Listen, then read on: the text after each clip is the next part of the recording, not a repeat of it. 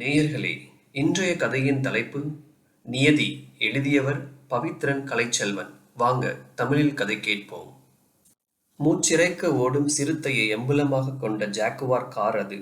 குதிரைகளில் கருப்புக்கு மவுசு அதிகம். இந்த காரோ மின்னும் கருப்பு.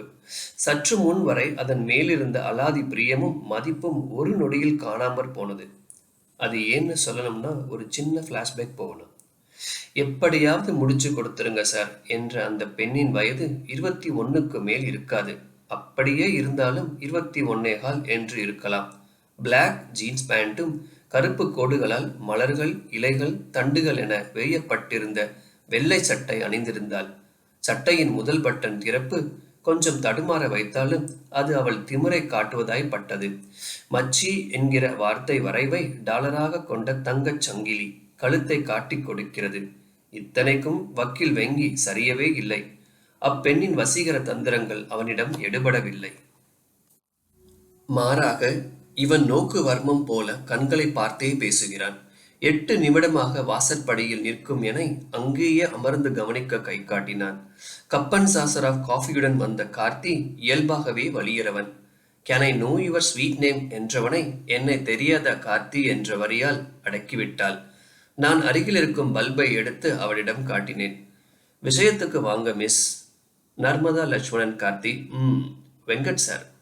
எனக்கும் பேர் பின்னாடி இருக்கும் லட்சுமணுக்கும் கல்யாணமாகி 1.5 வருஷம் ஆச்சு. குழந்தை இல்லை, பார்க்காத டாக்டரும் இல்லை. எங்கப்பா ஒரு மல்டி மில்லேனியர். ரீசெண்டா மாரடைப்பால் இறந்துட்டார். ஆனா சொத்தை எல்லாம் என் கணவன் பெயரில் எழுதி வச்சிட்டு போயிட்டார். பாவம், குழந்தை இல்லைன்னு தெரிஞ்சும் வேறொரு கல்யாணம் பண்ணிக்காம தன் மகளுக்காக வாழ்றாருன்னு நினைச்சு எழுதிட்டார். ஆரம்பத்துல நானும் அப்படிதான் நினைச்சேன். ஆனால் சொல்லுங்க என்றார் வங்கி. ஆனா இப்பதான் தெரிஞ்சது அவர் எங்க ஆபீஸின் ஜெனரல் மேனேஜர் சுரபி கூட வாழ்ந்துட்டு இருக்காருன்னு. விஷயம் தெரிஞ்சு நான் கேட்டப்போ பிரச்சனையாகி விட்டது. இப்போ அவர்கிட்ட இருக்கிற என் சொத்துக்களை எல்லாம் வாங்கி தரணும். அதே சமயம் டைவர்ஸும் வேணும். என் காஃபியின் சுகம் தீரும் வேளையில் முடிந்தது இந்த உரையாடல். லீகல் கேஸ் தான், ஈஸியா வாங்கிடலாம். ஸோ சப்ப மேட்டர்னு விட்டுட்டேன். ஆனா பவி, வா போகலாம். கார்த்தி, வண்டியை எடு. அந்த பொண்ணை ஃபாலோ பண்ணு. உனக்கு தான் ஃபாலோயிங் பிடிக்குமே கார்த்தி, அதுவும் இந்த மாதிரி ஃபாலோயிங் எல்லாம். அப்படி இல்லைனா நிவேதா இருக்கும் பொழுது மற்ற பொண்ணா? டேய், நீ வலிஞ்சத டேபிளே நனைஞ்சிருச்சு. அட ஆமா வக்கீல் சார், என் வண்டி இருக்கு, அதுல போகலாம். ஃபாலோ பண்றது தெரியாது. அவ வரும்பொழுதே உன் வண்டியை பார்த்திருப்பா.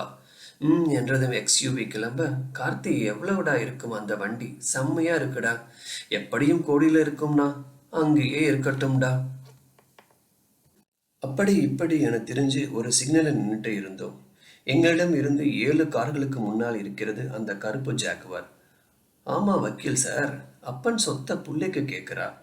சப்ப கேஸு இது. இதுக்கு எதுக்கு ஃபாலோ பண்ணணும்? ஏண்டா, வேலை இல்லைன்னா யோசிக்க கூட மாட்டியா? என்ன டிடெக்டிவோ போ. அப்பன்காரன் பொண்ணு பேர்ல எழுதாம மருமகன் பேர்ல எழுதியிருக்கான். அப்ப 2 காரணம். மருமகனை நம்பி இருக்கணும், பொண்ணு மேல நம்பிக்கை இல்லாம இருக்கணும். கரெக்ட் தான். அதுக்கு எதுக்கு ஃபாலோ பண்ற? பொண்ணு எப்படி பட்டவன்னு தெரியணும், அண்ட் மருமகன் பத்தியும் தெரியணும். டேய், கேஸ் வந்தா கம்முன்னு முடிச்சுட்டு ஃபீஸை வாங்கிட்டு போக வேண்டியது தானே?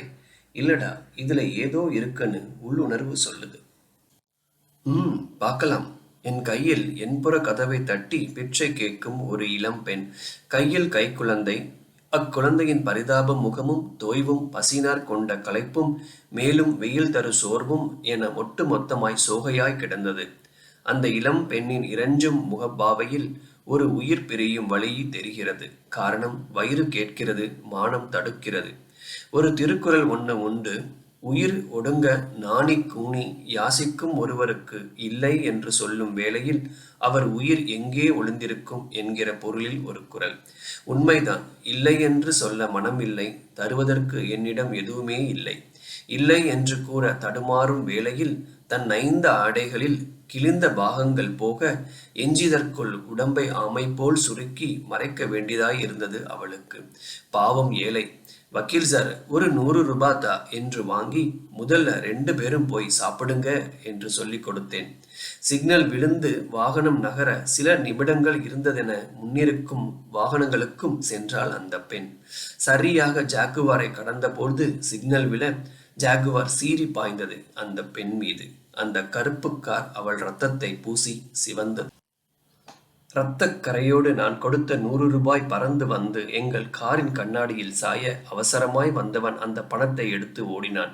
நாங்கள் ஓடிச் சென்று உதவியும் அந்த குழந்தை அவ்விடத்திலேயே நசுங்கி சாலையாகவே மாறிவிட மயங்கி கிடந்த அப்பெண்ணை மருத்துவமனையில் சேர்த்து, டேய், நீ சொன்ன மாதிரி பெரிய தப்பு நடந்திருக்கேடா என்றேன். உண்மையில் உள்ளிருந்து வரும் ஆதங்கமும் துடிப்பும் விரக்தியும். சற்று முன் தானே, சற்று முன் அக்குழந்தை அத்தனை சோகையுடன் என்னை கடந்து செல்கையில் துளி துளியாய் சிரித்தது. அந்த நினைவின் சுகம் எய்திட நிமிடம் கரையும் முன்னே அத்தகு மரணம் அவசியம்தானா? இவ்வுலகின் அசுரத்தனத்திற்கு அநியாயமாய் பலியாவதா?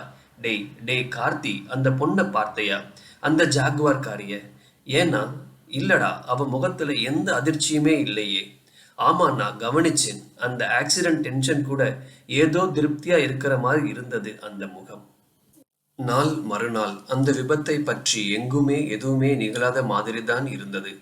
சென்னை ஹைகோர்ட் வக்கீல் வெங்கி அந்த பெண் நர்மதாவுக்காக வாதிட்டு கொண்டிருக்க, லட்சுமணனை விசாரித்து பின் அந்த மேனேஜர் பெண்ணை ஆஜர்படுத்த அழைக்க, அட, இவள் இவள் இவளேதான் அந்த சிக்னலில் அடிபட்டவள்.